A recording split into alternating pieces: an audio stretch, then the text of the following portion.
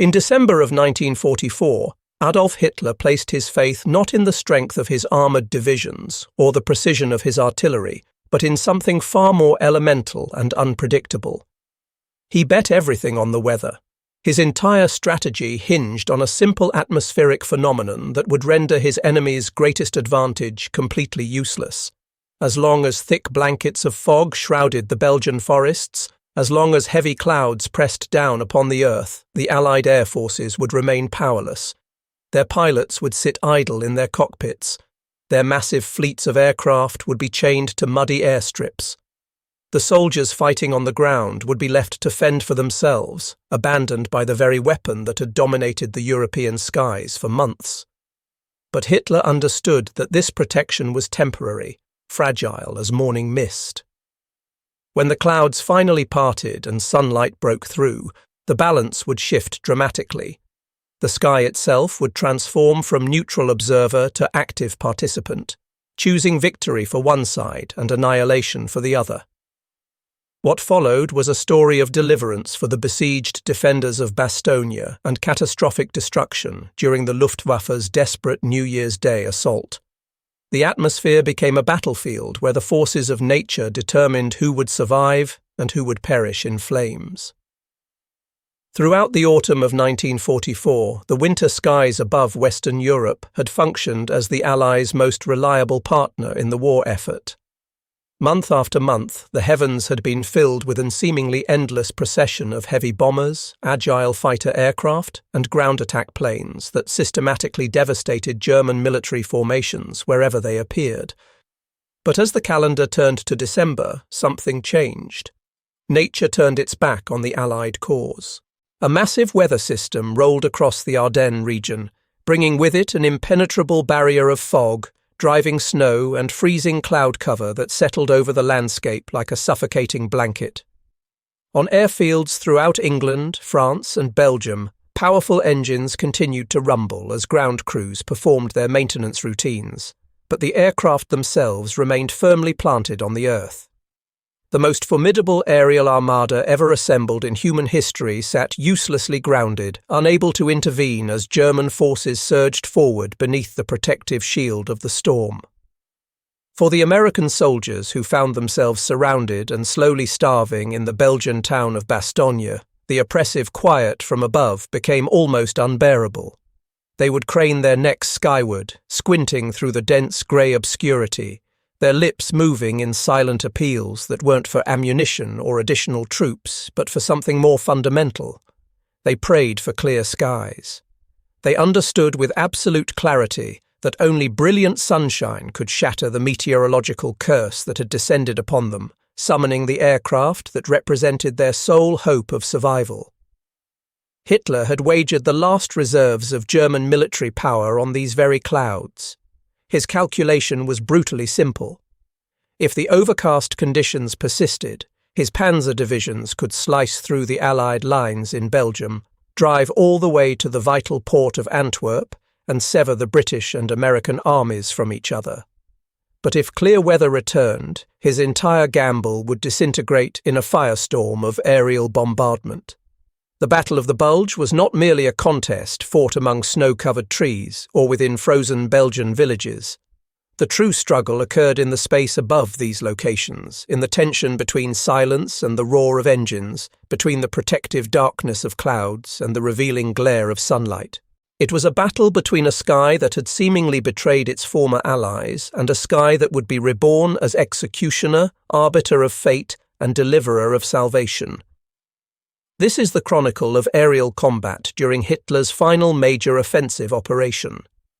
It encompasses the days when dense fog strangled Allied air operations, the pivotal moment when the heavens split apart and unleashed torrents of ordnance upon German columns, and the doomed aerial assault launched on the first day of January when the Luftwaffe committed its remaining strength to a suicidal mission. Ultimately, the atmosphere itself would determine the outcome of Hitler's desperate final throw of the dice. By the winter months of 1944, Adolf Hitler had become a leader backed into an increasingly desperate corner. From the eastern territories, the Soviet Red Army was hammering its way into German soil with relentless momentum. From the west, Allied forces had been flooding across France ever since the successful Normandy landings, while their bomber formations reduced German cities to rubble in raids that continued around the clock. The Third Reich was hemorrhaging strength and resources at an unsustainable rate. Despite these grim realities, Hitler clung to the conviction that he could reverse the trajectory of the war with a single audacious strike. He designated this operation Watch on the Rhine. The strategic concept was ambitious in scope. German forces would execute a massive surprise attack through the densely forested Ardennes region, break through to the Meuse River, and seize control of Antwerp. This single offensive thrust would split the British and American armies, isolating them from each other, and potentially compel the Western Allies to seek a negotiated settlement. The plan was born from a combination of hubris and desperation, the strategy of a cornered animal lashing out with whatever strength remained. However, one colossal obstacle loomed over all other considerations: Allied air superiority. Since the successful invasion of Normandy months earlier, the skies above German-held territory had become the exclusive domain of Allied aircraft. Massive fleets of heavy bombers cruised through German airspace with relative impunity. Fighter bombers had transformed every road and highway into a zone of death where movement in daylight hours invited immediate destruction. Every German soldier had learned to fear the distinctive whistle of the P-47 Thunderbolt diving to attack, the terrifying shriek of the British Typhoon's rockets. Without somehow neutralizing this overwhelming aerial threat, launching an offensive would be tantamount to suicide. Hitler became convinced he had discovered the solution to this seemingly impossible problem. The answer lay not in superior weaponry or tactical brilliance, but in exploiting the natural environment itself. The Ardennes region during December presented conditions where nature could be weaponized to German advantage. The thick forests would conceal the movement of supply convoys. Falling snow would blind Allied artillery observers. And most crucially, the seasonal blanket of fog and winter storms would render the Allied air advantage completely irrelevant. If the cloud cover remained dense and persistent, the Allied juggernaut of approximately 8,600 aircraft would be trapped on the ground, unable to intervene in the battle. Against this grounded force, the Luftwaffe could scrape together barely 2,300 fighters, most of them piloted by inexperienced young men who had received a fraction of the training their Allied counterparts had completed. In any fair fight, these odds would be catastrophically unfavourable for the Germans. But under the dark, concealing skies of December, numerical superiority and pilot experience would become meaningless. The playing field would be levelled by the simple absence of visibility. General Omar Bradley would later record his bitter frustration in his aide's diary, writing that weather had once again become their undoing, that their air effort on crucial days had been essentially negligible. The contrast between then and now was stark and painful. Just months previously, Allied pilots had dominated the skies without challenge, bombing railway infrastructure, destroying bridges, attacking supply convoys with impunity. Now, during the opening phase of the Ardennes offensive, their airfields sat in eerie silence, runways buried beneath accumulating snow, aircraft wings coated with thick ice that prevented flight. The hunters had been caged, rendered impotent, while German forces advanced toward them through the concealing mist. On December 16, 1944, Germany's last great military gamble commenced beneath a sky that had turned hostile to the Allied cause. Panzer tanks rolled forward through swirling fog. Infantry formations marched beneath the frozen cloud cover. For once, the outcome of battlefield engagements was not determined by the roar of aircraft engines overhead. Instead, it was the silence that proved decisive. The bulge in the Allied lines was created in an absence of sound that felt like a fundamental betrayal of the natural order. The fog refused to dissipate. Day after day, the Ardennes region remained suffocated beneath a choking grey obscurity. American airfields stood silent and inactive. Their runways were sheets of ice. Their squadrons sat grounded and frustrated. Engines were warmed according to procedure. Cockpits were checked and rechecked. Bombs were loaded onto aircraft that wouldn't fly. But the sky adamantly refused to clear. For the advancing German army, this meteorological condition seemed like a miracle delivered directly by divine providence or the forces of nature themselves. Long convoys of supply trucks wound through the forest roads. Columns of panzer tanks pushed westward. Infantry divisions numbering in the tens of thousands poured through the gaps they had created in American defensive lines. Above all this activity, there was nothing. No roar of approaching thunderbolts, no shriek of diving typhoons. Only the crunch of boots pressing into snow and the grinding rumble of steel tank treads churning across frozen ground. During those initial days of the offensive, German forces smashed through the thinly held American positions with shocking speed and violence. At a location called Schnee-Eifel, the 106th Infantry Division found itself caught in a rapidly tightening encirclement. 9,000 American soldiers were surrounded, severed from their supply lines, and abandoned beneath the protective fog that prevented air support from reaching them. They sent desperate radio messages pleading for aerial assistance. They begged for supply drops. But the air war remained silent and absent. When the pocket finally collapsed under German pressure, thousands of American soldiers were marched eastward into captivity, trudging through the same snow that had concealed their enemy's approach. This defeat represented one of the worst American military disasters of the entire European war. Further to the west, in the Belgian town of Bastogne, another tragedy was developing. More than 20,000 American soldiers from the 101st Airborne Division and attached armoured units found themselves completely encircled, cut off from fuel supplies, food and ammunition. The defenders dug foxholes into the frozen earth, their exhaled breath turning to mist in the frigid air, their hands trembling not only from the bitter cold, but from gnawing hunger. They transmitted radio messages requesting help. The response they received offered hope. Supplies would be delivered by C-47 transport aircraft flying from bases in England and France. But once again, the weather intervened to crush these hopes. On December 18th, a brief window of marginally better weather appeared over the Channel. Ground crews in Britain scrambled to load transport planes.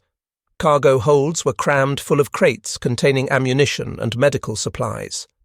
Pilots stood ready at their aircraft, engines were started and warmed, and then confusion descended. Orders were issued, then cancelled, then reissued with contradictions. Miscommunication strangled the entire mission until the opportunity evaporated. By the time clarity was finally restored to the chain of command, the weather window had slammed shut, fog had rolled back across the region, and Bastogne remained without the supplies its defenders desperately needed. Inside the besieged town, hope began to thin and fray like the rations. One paratrooper would later recall that they didn't pray for reinforcements or additional troops. What they prayed for was sunlight. Because without the sun breaking through the cloud cover, they would never hear the sound of aircraft engines that meant salvation was arriving. The German forces tightened their grip around the town like a closing fist. Artillery shells slammed into Bastogne with increasing frequency. The encirclement grew smaller and tighter. The defenders stared upward at the impenetrable grey sky, knowing with bitter certainty that salvation existed somewhere above them, perhaps only a few thousand feet overhead, but completely shackled by meteorological conditions they could not command or control. For the Allied High Command, the enforced silence of their air forces was pure agony. Their most powerful weapon, the decisive edge that had dominated the European theatre for months, sat trapped and useless. Generals Bradley and Eisenhower could only watch with mounting frustration as German spearheads pushed deeper into Allied territory, while the American First Army bled and suffered in the snow-covered forests. The Ardennes had transformed into a battlefield ruled not by armour or infantry, but by clouds and atmospheric conditions.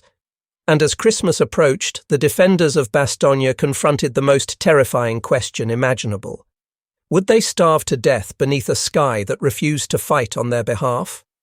The oppressive silence could not endure forever.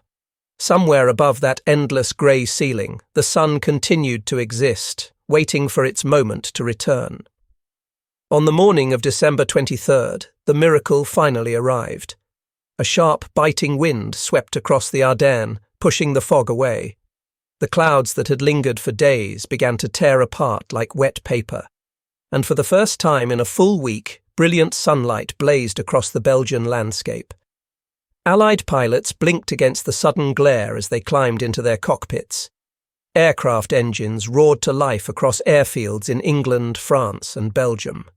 The ground trembled beneath the combined thunder of thousands of propellers beginning to spin. Orders were shouted across flight lines. Wings lifted off runways that had been silent graveyards just hours before. And suddenly, dramatically, the sky belonged to the Allies once more. Over the besieged town of Bastogne, trapped paratroopers looked upward and gasped in wonder and relief. Through the crisp, clean winter air came a deep, droning hum that represented salvation itself. 241 C-47 transport aircraft swept overhead in tight formation, escorted by fighter planes that circled the transports like protective hawks. One by one, the transport aircraft opened their cargo doors. White parachutes blossomed against the brilliant blue sky like flowers blooming in fast motion. Crates filled with ammunition, food rations, and medical supplies drifted downward through the cold air. Men on the ground cheered, wept openly, and scrambled frantically to recover the precious cargo. The miracle they had prayed for had arrived in the form of canvas and silk parachutes, but salvation did not arrive gently or peacefully. It came heavily armed and ready for vengeance.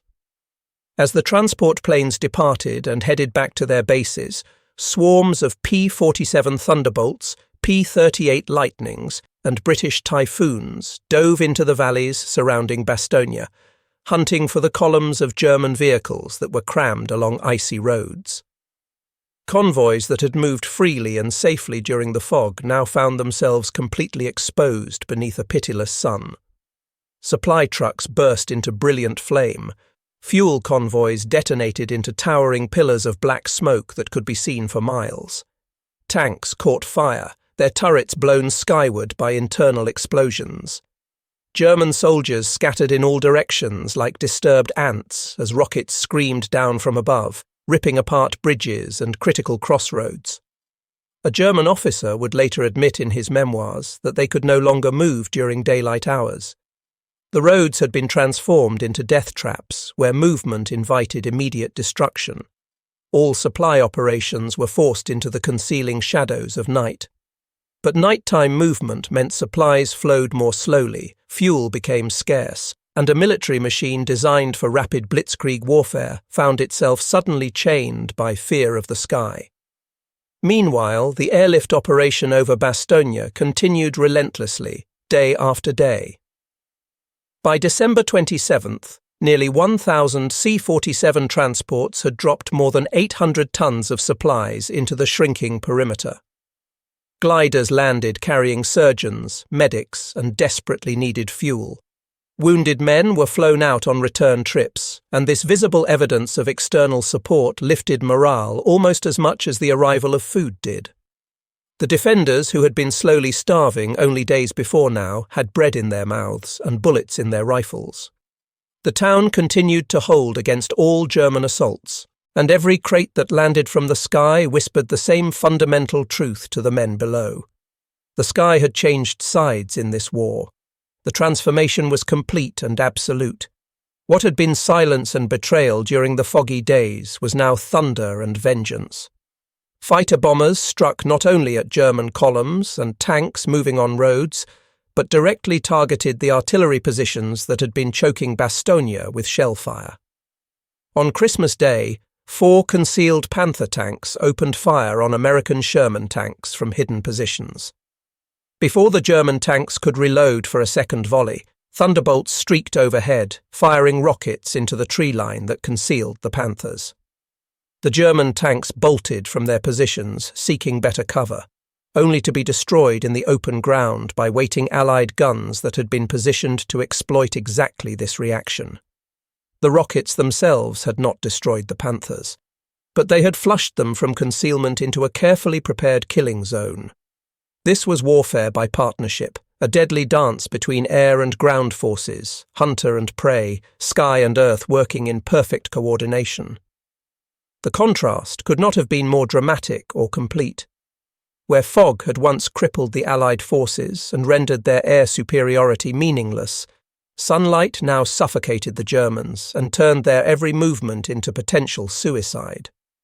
The Luftwaffe attempted to rise and challenge this aerial dominance, but their sorties were outnumbered by ratios of 3-1 or worse, their pilots outflown and outfought by more experienced Allied aviators. For the German High Command watching the situation develop, the realization came swiftly and painfully. The Ardennes had ceased to be their battlefield. It now belonged to the sky, and the sky had proven itself utterly merciless to those who moved beneath it without air cover. Dawn broke on the first day of January in 1945. Heavy frost clung to runways across occupied Europe. The Allied airfields lay quiet in the early morning hours. Their aircraft were parked wingtip to wingtip in neat rows, noses pointed into the winter wind. Maintenance had been completed the previous evening. It was precisely the moment the Luftwaffe had been preparing for and waiting to exploit. Operation Bodenplatte, the codename meant base plate, represented Hitler's final great aerial strike of the war. More than 1,000 German fighters scrambled from their bases across Germany and occupied territories, roaring westward in the pre-dawn darkness. Bf-109S, FW-19OS, and even some of the new Me-262 jet fighters joined the massive formation. Engines thundered across the frozen landscape. Wings trembled with barely contained power. Every ounce of strength the Luftwaffe could still muster had been hurled into this desperate gamble. To the German pilots participating in the mission, most of them young men with inadequate training, the operation felt like destiny finally turning in their favor. They flew low to avoid radar detection, skimming over frozen fields and sleeping villages, hoping to catch the Allied air forces completely off guard on the ground. For once, the relentless hunters would become the hunted. For once, the sky might belong to Germany again. But fate and poor planning had conspired against them. German anti-aircraft batteries stationed along the route, kept deliberately uninformed about the mission for security reasons, mistook the massive formations of German aircraft for Allied raiders. Flak guns opened fire on their own planes. Explosions tore through the morning sky. 16 German fighters fell in flames before even crossing the front lines, shot down by friendly fire. Dozens more limped back toward their bases, riddled with holes from German anti-aircraft shells, trailing smoke from damaged engines. Still, the survivors pressed onward toward their targets. At Allied airfields near Eindhoven, Brussels, and dozens of other locations across Belgium and France, the storm finally fell upon its targets. FW-190S and Bf-109S swooped down from the lightening sky like hunting hawks, strafing the neat rows of parked Mustangs, Typhoons, and Thunderbolts with cannon and machine gun fire. Bombs crashed into hangars, setting them ablaze. Fires erupted across tarmacs. By the time the sun had fully risen and the attacks concluded, 305 Allied aircraft had been destroyed on the ground. Nearly 200 more were damaged to varying degrees. For a brief, terrible moment, the operation appeared to be working exactly as planned. Pilots scrambling from their sleeping quarters ran directly into chaos and confusion. Engines screamed as they desperately attempted to take off while under fire. A British Typhoon leapt from a runway just as tracer rounds stitched across its wings, the pilot miraculously escaping the kill zone. An American P-51 Mustang burst into flame before it could even climb above the tree line surrounding the airfield. The sky came alive with fire, smoke, and panic. But then, like a switch being thrown, the storm of violence turned against its creators. Allied pilots, veterans hardened by years of continuous combat, fought back with cold, methodical precision. The Luftwaffe's young pilots, many possessing fewer than 170 hours of total flight time, found themselves catastrophically outmatched, outflown, outgunned, and outnumbered by pilots who had been fighting this war since its earliest days. Dogfights erupted across the dawn sky throughout Belgium and eastern France. German formations broke apart under the pressure. FW-190S spiraled toward the earth trailing black smoke. BF-109S were torn apart in mid-air by concentrated 50-caliber machine gun fire from pursuing Mustangs and Thunderbolts. What had begun as a daring, potentially war-changing strike descended rapidly into a one-sided slaughter. By nightfall on January 1st, the price Germany had paid became staggeringly clear. 271 German aircraft had been destroyed. More than 200 pilots had been killed, wounded, or captured. These were not just numbers on a casualty report. These were the last experienced instructors, the remaining veteran pilots, the irreplaceable core of the Luftwaffe's dwindling strength. It was not simply a defeat in battle. It was the death knell of the Luftwaffe as an effective fighting force. General Adolf Galland, commander of the fighter arm, spoke words that would echo through history and capture the finality of the disaster. "We have sacrificed our last substance," he said. "Never again will the Luftwaffe come in large numbers to challenge the Allies above Europe." The contrast between the two air forces could not have been more absolute. Yes, the Allies had lost 300 aircraft, a significant number by any measure, but their factories in Britain and America replaced those losses within days. New Thunderbolts, new Mustangs, new Typhoons rolled off assembly lines at a pace that exceeded the Luftwaffe's ability to even count its dead pilots. Germany possessed no such lifeline of industrial production. Every pilot lost was genuinely irreplaceable, their experience and training gone forever. Every fighter destroyed represented a wound to German air power that would never heal, could never be recovered from. Operation Bodenplatte had been conceived and launched to seize control of the skies above the battlefield. Instead, it shattered the last remaining strength of the Luftwaffe. The hunters had become the hunted in a reversal that proved final and irreversible. The strike that was meant to blind the Allied air forces and give Germany breathing room had instead left Germany blind forever. From that January morning onward, the Luftwaffe would never again rise as a force capable of inspiring fear or respect. The skies above Europe belonged to the Allies completely, irrevocably, and forever. The wreckage of Operation Bodenplatte still smouldered on frozen airfields when the skies closed once more over the Ardennes. Snow swept in again, thick and merciless, sealing the battlefield beneath a fresh white shroud. From January 6th through January 9th, Allied fighter bombers found themselves grounded once more. Runways froze solid, engines sat silent in their protective revetments.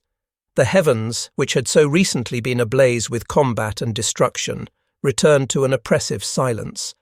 But this time, the return of poor weather no longer mattered in any meaningful strategic sense. The Luftwaffe had been broken beyond repair. Its veteran pilots lay in hastily dug graves or languished in prison camps. Its fighters had burned out on frozen fields across Germany. Germany's air arm had become a ghost, a memory of former power, utterly incapable of seizing any opportunity even when the weather offered favourable conditions. What had once served as Hitler's greatest weapon, the storm itself providing cover for his ground forces, was now rendered powerless without the men and machines necessary to exploit its protection. On the ground below the clouds, the Wehrmacht felt this loss in every aspect of their operations. Fuel convoys stalled in icy forests, their drivers terrified to move during daylight hours. Trains carrying supplies were derailed by bombs dropped through breaks in the cloud cover. Artillery batteries starved for shells that couldn't reach the front lines. A German staff officer would later confess in his diary that their artillery could not see its targets clearly. Ammunition failed to reach forward positions in adequate quantities. Meanwhile, American artillery observers could see German positions and directed devastating fire with impunity. Bastogne, which had been slowly choking on hunger and ammunition shortages just weeks before, now breathed easily. Supplies continued to flow into the town by the ton. Wounded men were lifted out on transport aircraft, their places in the defensive perimeter filled by healthy soldiers whose rifles were newly stocked with ammunition. On December 27th, the siege itself had been definitively broken when elements of Patton's Third Army punched through the German encirclement from the south. The paratroopers who had held out for so long marched through the ruined streets of Bastogne, battered and exhausted but fundamentally unbroken. The contrast between the two armies could not have been sharper or more telling. German soldiers trudged backward in retreat, abandoning villages they had captured with fire and fury during the offensive's opening days. American tanks rolled forward beneath skies that no longer frightened or threatened them. The hunter had become the hunted in a reversal that defined the campaign's outcome, and the Ardennes had been transformed from an active battlefield into an enormous graveyard filled with destroyed vehicles and frozen corpses. Strategic bombers flying from bases in England continued their devastating work without pause, regardless of weather conditions at lower altitudes. Towns serving as German transportation hubs like Houffalize, St. Vith and Huningen were systematically reduced to rubble, severing the arteries that fed the German advance. Even as snow muffled the world below and obscured targets from view, the rain of steel continued to fall with mechanical precision. By mid-January, the offensive had conclusively ended. The German spearheads that had driven deep into Belgium during those first foggy days were shattered and scattered. The bulge they had carved into the Allied defensive line had collapsed inward, leaving behind only corpses, burned-out armour and broken roads as evidence of the effort. The Ardennes campaign had concluded not with triumph or even honourable stalemate, but with complete exhaustion of German offensive capability. For the Germans, it represented a last desperate gasp, the final expenditure of reserves that could never be replaced. For the Allies, it served as definitive proof that the tide of war could never be reversed, that German defeat was now inevitable and merely a matter of time. The sky had chosen its side in the conflict, and ground operations had followed that celestial decision. The Battle of the Bulge was not ultimately decided by the quality of tanks or the courage of infantry, nor by the thickness of armour plating or the accuracy of rifles in the snow. It was decided by control of the sky above the battlefield. For several critical weeks, dense fog had betrayed the Allied cause, silencing the thunder of their massive air fleets and leaving entire divisions to bleed helplessly in the forests without the support they had come to depend upon. But when the clouds finally broke apart, when the sun returned to illuminate the landscape, the sky was reborn as executioner, judge, and saviour simultaneously. It saved Bastogne, where starving paratroopers watched parachutes falling like manna from heaven, delivering the supplies that kept them alive and fighting. It judged the German supply convoys with merciless precision, burning them on roads they had mistakenly believed to be safe. And it executed the Luftwaffe, ending its existence as a meaningful fighting force in a single desperate strike on New Year's Day that consumed its last reserves of strength. During those critical days, the air war fought over the Ardennes revealed far more than simple tactical lessons about the employment of air power. It revealed the immense power of weather conditions as a weapon that could be exploited or could betray those who depended upon it. It revealed the ultimate fragility of Germany's last hope for reversing their fortunes, and it revealed the birth of something entirely new in warfare: modern electronic combat. The so-called Jackal missions, those primitive jamming flights that disrupted German radio communications, marked the first time in history that the air itself had been intentionally turned into a battlefield of electromagnetic signals, where voices and orders could be strangled before they ever reached troops on the ground. The seeds of future conflicts were sown in that frozen sky above Belgium, presaging the electronic warfare that would dominate later wars. But above all else, the legacy of the air war in the Ardennes was fundamentally human.